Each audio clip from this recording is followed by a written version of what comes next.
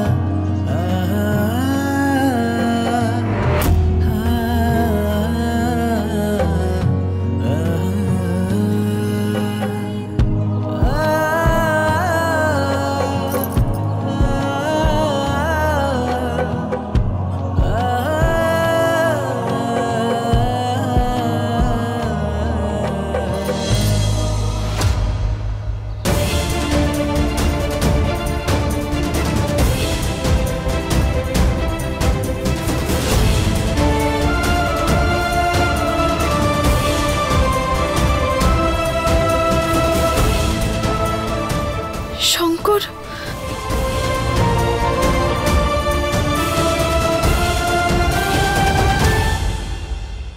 সবার নাটক দেখা হয়েছে, কোনো আশীর্বাদ হবে না, যে যার বাড়ি যাও।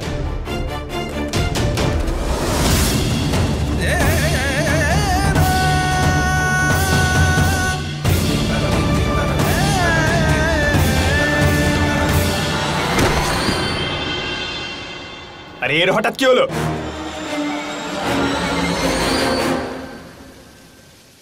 আর ওই মেয়েটা যদি জ্যোতি হয় তাহলে একবার ভাবো, যদি শঙ্করের বিয়ে জ্যোতির সাথে হয়ে যায়, তোমার ছেলে আজীবনের জন্য তোমার কাছেই চলে আসবে, ওর স্ত্রী হয়ে ওর কবজ হবে, ওর রক্ষা করবে। আর আমি চাই না যে আমি একজন বাবা আর ছেলের মধ্যে ঝগড়ার কারণ হই। তোমার ছেলে সব সময়ের জন্য এই বাড়িতে চলে আসবে, এই বংশের প্রদীপ, তোমার একমাত্র ছেলে। তুমি শুধু একবার হ্যাঁ বলো। ঠিক আছে মোহিনী, যদি সেই মেয়ে হয় যে শঙ্করের ঢাল হবে, তাহলে আমার এই বিয়েতে কোনো আপত্তি নেই, আমি এই বিয়েতে রাজি। পুরোহিত মশাই, আপনি কোনো শুভ দিন বের করুন। হ্যাঁ,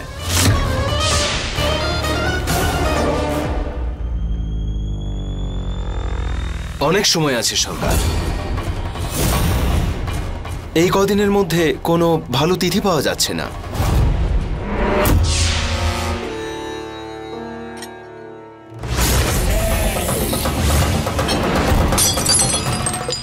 পুরোহিত মশাই, আমি তুলে দিচ্ছি।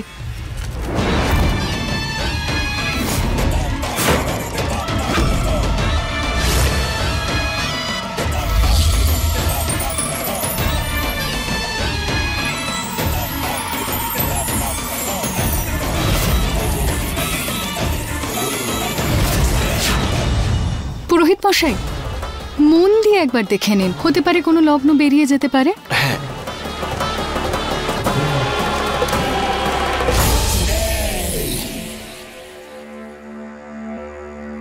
এটা কিভাবে সম্ভব? আবার কি হলো পুরোহিত মশাই? আবার কোন গ্রহ ওর কুষ্ঠিতে বাধা দিচ্ছে? শঙ্করবাবুর কুষ্ঠিতে সমস্ত দোষ আছে সরকার। হ্যাঁ, তবে এর প্রভাব কমানো যাবে সরকার। কোনো প্রাচীন বটগাছের সাথে যদি ওনার বিয়ে হয়ে যায়, তাহলে সর্বদোষ বিনাশ হবে। হ্যাঁ, আমাদের গ্রামে তো একটা পুরনো বট গাছ রয়েছে। শঙ্করের বিয়ে আগে ওর সঙ্গে দিতে হবে।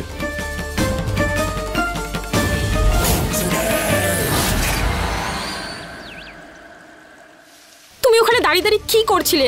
আর ওই গেওটা? ওহ কাম অন ইয়ার জ্যোতি, আমিও হঠাৎ করে কনফিউজড হয়ে গেছিলাম। আর এত লোক ছিল ওখানে, আর ওই নাগিন ডান্স বেশ মজার ছিল। নাগিন হোক, ডাইন হোক, যাই হোক, কিন্তু তুমি আমার সাথে এরকম করতে পারো না। ডাইনি? আমি জানি ডাইনিকে দাদা, আমি নিজে দেখেছি ডাইনিকে। কি বলছো?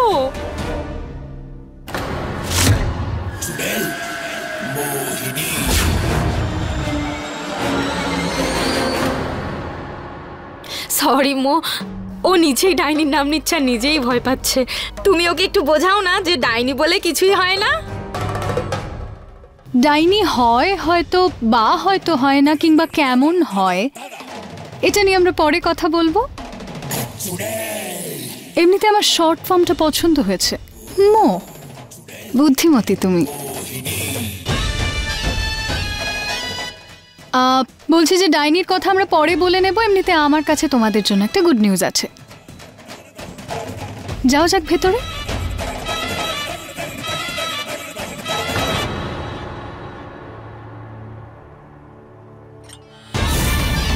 কি সুখবর আছে মো? ভালো খবর এটাই যে তোমাদের দুজনের বিয়ের দিন ফিক্সড হয়ে গেছে। শুধু সমস্যা একটাই যে শঙ্করের কুষ্ঠিতে একটা দোষ পাওয়া গেছে, যেটা কাটানোর জন্য গ্রামের পুরনো বট বৃক্ষের সাথে ওর বিয়ে দিয়ে দিতে হবে। আবার এইসব? এই ডাইনি অপদেবতা এগুলো কম ছিল যে পুরনো বটগাছের সঙ্গে বিয়ে? তোমরা মাথা দিয়ে কিছু ভাবো নাকি প্রতিদিন সকালে চায়ের সঙ্গে কুসংস্কারের বিস্কুট খাও? শুনলে দিদি, শুনলে তুমি? ও সব সময় আমাকে অপমান করার চেষ্টা করে। মোহিনী যা বলছে তা তোর ভালোর জন্যই বলছে রে। আমার ভালো শুধু আমার মা বুঝতো। তোমার এই সমস্ত কুসংস্কার বিশ্বাস করতে হয়, করতে পারো। আমার এইসবের মধ্যে থাকার ইচ্ছে নেই। আমি কোনো বটগাছকে বিয়ে করতে পারবো না। শঙ্কর, শঙ্কর যা বলছে ঠিকই বলছে। আপনারা সবাই ওভার করছেন। আমিও এইসব জিনিসে বিশ্বাস করি না কোনোদিন।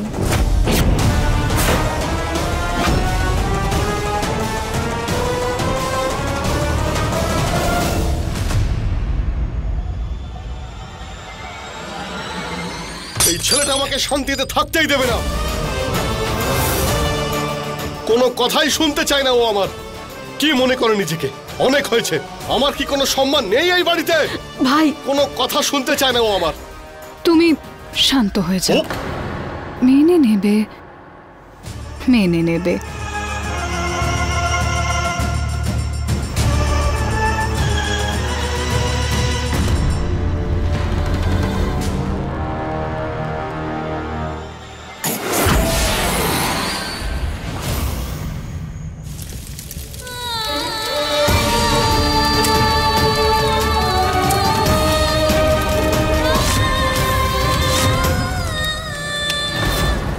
সবার সামনে খুব নাগিন নাগিন খেলছিলি, তাই না? বিয়ে আমার সঙ্গে হবে আর নাচছিলি শহুরে বাবুর সঙ্গে। এবার বল, পারো এই নাটকটা এভাবে চলবে? ভেতরে এভাবে কষ্ট পাবি নাকি আমার সঙ্গে বিয়ে করবি? আরে ওকে কি জিজ্ঞেস করছিস রে তুই? আদেশ কর ওকে। বিয়ে তো ওকে করতেই হবে, না হলে এই আগুনেই ওকে জ্বালিয়ে শেষ করে ফেলবো। মা, মা আমাকে ক্ষমা করে দাও।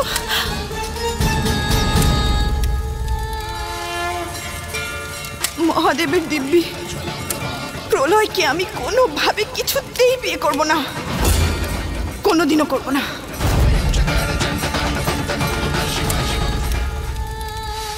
শঙ্কর, ফাইনালি আমাদের বিয়ে হচ্ছে। তুমি খুশি তো? অফকোর্স। আমিও ভীষণ খুশি আর অপেক্ষায়ও আছি। শঙ্কর, আমি ভাবছিলাম যে তুমি ওই গাছের সাথে বিয়ে। সিরিয়াসলি জ্যোতি, তুমি কবে থেকে এসব বিশ্বাস করছো? হঠাৎ করে এটা কি হলো? ফ্যামিলি শঙ্কর, অনেক সময় আমাদের মন না চাইলেও অনেক কিছু করতে হয় শঙ্কর, পরিবারের জন্যে। এটা তোমারই তো ভাবনা, তাই না? সরি জ্যোতি, আমি এই সমস্ত কুসংস্কারের অংশ হতে পারবো না। শঙ্কর প্লিজ মেনে নাও। আমি চাই আমাদের বিয়েতে সবাই খুশি হোক। তুমি আগে থেকেই তোমার বাবার উপর রাগ করে আছো, কিন্তু বাকি সবাই। শঙ্কর প্লিজ মেনে নাও। ঠাম্মার জন্য, বাবলির জন্য, অ্যাটলিস্ট আমার জন্যে প্লিজ মেনে নাও, প্লিজ প্লিজ। ঠিক আছে, করাও আমাকে দিয়ে যা যা করানোর, কিন্তু আমি বলছি এই সমস্ত কুসংস্কার আর এই সমস্ত নাটক হয়ে যাওয়ার পরে বিয়ের বিষয়ে কোনো রকম বাজে কুসংস্কার আমি সহ্য করব না। ঠিক আছে, থ্যাংক ইউ শঙ্কর। এই গুড নিউজটা আমি সবাইকে শুনিয়ে আসছি।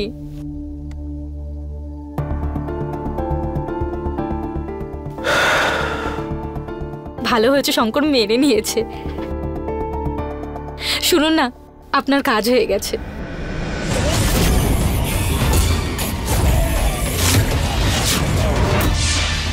আমার আশা পূর্ণ করতে পেরেছো তুমি, খুব ভালো।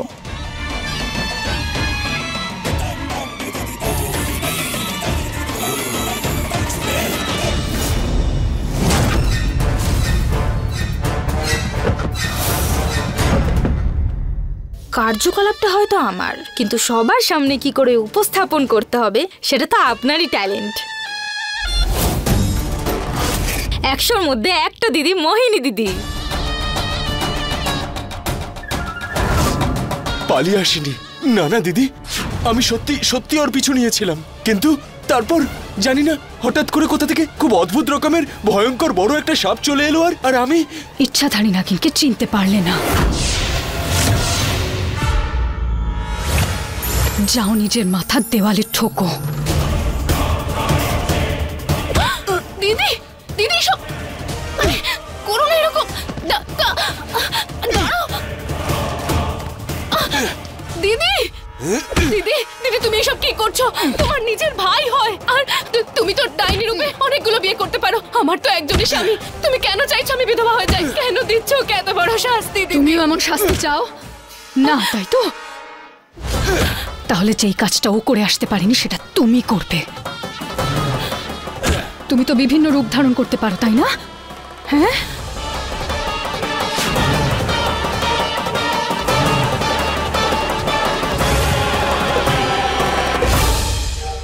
বটগাছের সাথে হতে যাওয়া শঙ্করের এই বিয়েতে খুশির ঢাক নয়, বরং বিষাদের ডঙ্কা বাজবে। আর তারপর ওই নাগমণি আমার।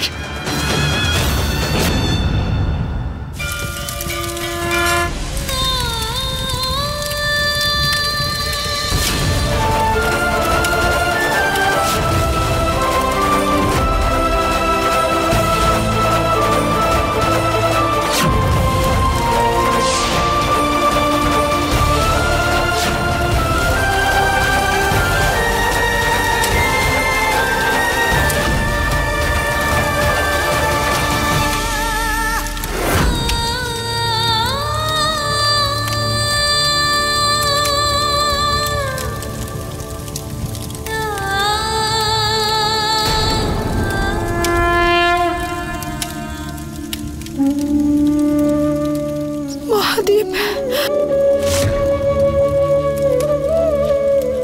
মহাদেব, এই জীবনে আমি মায়ের ভালোবাসাও পাইনি, বাবার স্নেহও পাইনি। অন্তত আমার জীবন সাথী বেছে নেওয়ার অধিকার তো আমার পাওয়া উচিত, তাই না? আমি প্রলয়কে বিয়ে করতে চাই না। আমি প্রলয়কে নিজের করতে পারবো না মহাদেব। কি করে আপন করব বলো? আমার হৃদয়ে, আমার মনে তো অন্য কেউ আছে। আমি শুধু তোমার মতো স্বামী চাই মহাদেব, যে শক্তিশালীও হবে আর সংবেদনশীলও হবে, যে কিনা প্রেমের ভাষা বলতেও পারে এবং বুঝতেও পারে, যে আমার খেয়াল রাখবে আর প্রলয়ের মতো ছেলেদের সম্মান ধুলোয় মিশিয়ে দিতে পারবে আর মেয়েদের সম্মান করবে। আমি তোমার মতো স্বামী চাই মহাদেব, তোমার মতো স্বামী চাই, যে তোমার প্রতিচ্ছবি হবে।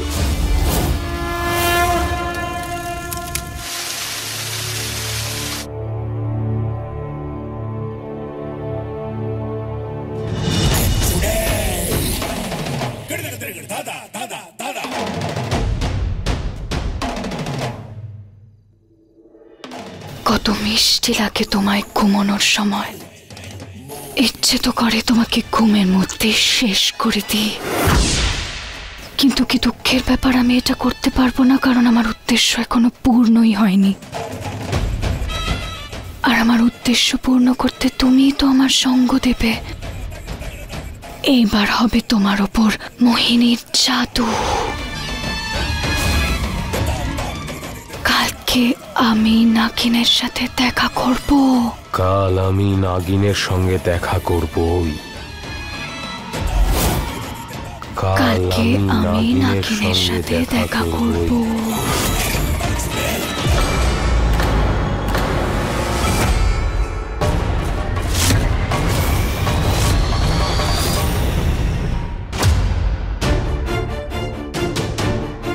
আমি কি বিড়বিড় করছিলাম ঘুমের মধ্যে? নাগিন?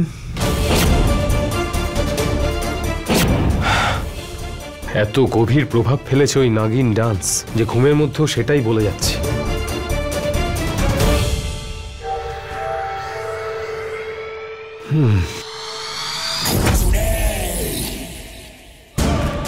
শুধু কয়েক ঘন্টারই অপেক্ষা রয়েছে।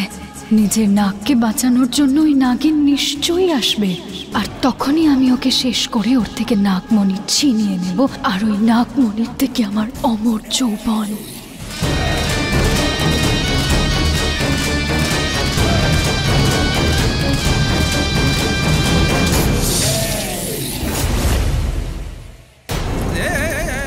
আজ অবধি তুমি আমাকে কখনো একা ছাড়োনি, আজকেও ছেড়ো না আমাকে। আজকে সব থেকে বেশি তোমাকেই প্রয়োজন আমার। আমায় তুমি পথ দেখাও মহাদেব, সঠিক পথ দেখাও আমাকে।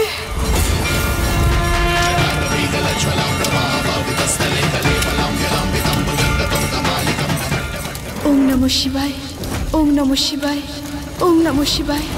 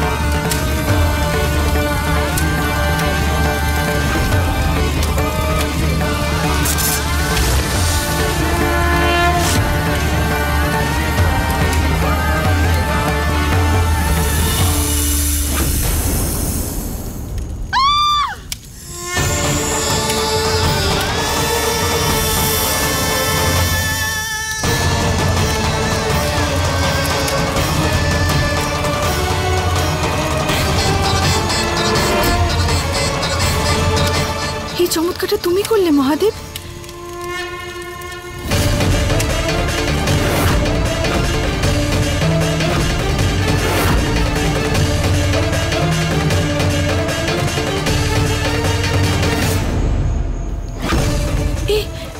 এসব কি হচ্ছে? হ্যাঁ,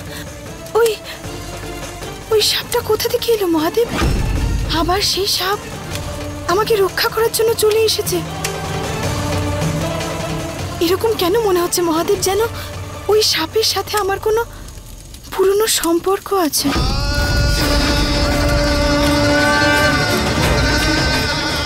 কি বিড়বিড় করছিস তুই?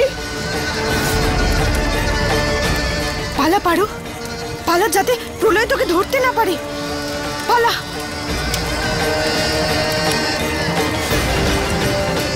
ওম নমঃ শিবায়।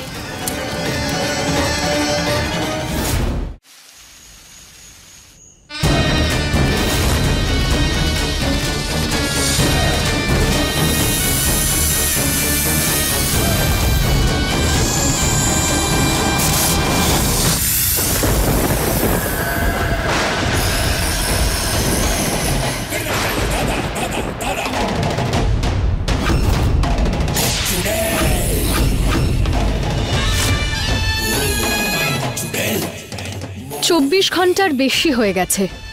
এইবার ওই পুজোর আমার জাদুই শক্তির উপর কোনো প্রভাব থাকবে না। এটার প্রভাব মাত্র 24 ঘন্টা থাকবে। গোড়ার থেকে উপরে ফেলে দেব। দিদি, তোমার উদ্দেশ্যটা তো মন্দ না, কিন্তু এটা সফল কি করে হবে? তুমি তো ওখানে যেতেই পারবে না। রম্ভা একজন স্বামী কি চান? এক সুন্দরী স্ত্রী। আর একজন স্ত্রী কি চান? একজন শক্তিশালী পুরুষ যার উপরে সে নিজের কর্তৃত্ব ফলাতে পারে। আমি দুর্জনের বৃদ্ধ বয়সের এক সুন্দর ভরসা, তাই জন্য সেটাই করবে যেটা আমি ওকে দিয়ে করাতে চাইব। মোহিনীর জাদু থেকে কেউ বাঁচতে পারে না। মোহিনীর রূপের আগে কারোর রূপ টিকতে পারে না।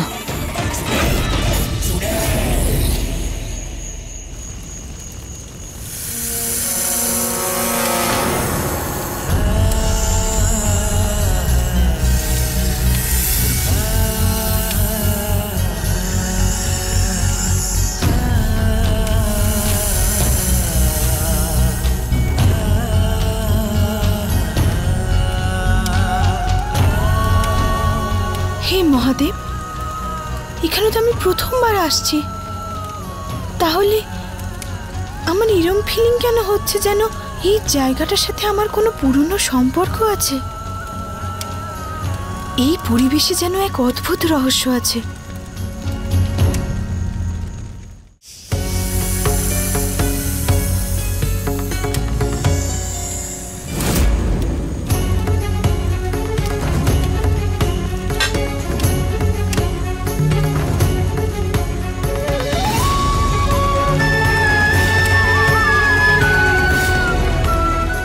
এখানের অন্যরকম কেন লাগছে আমার?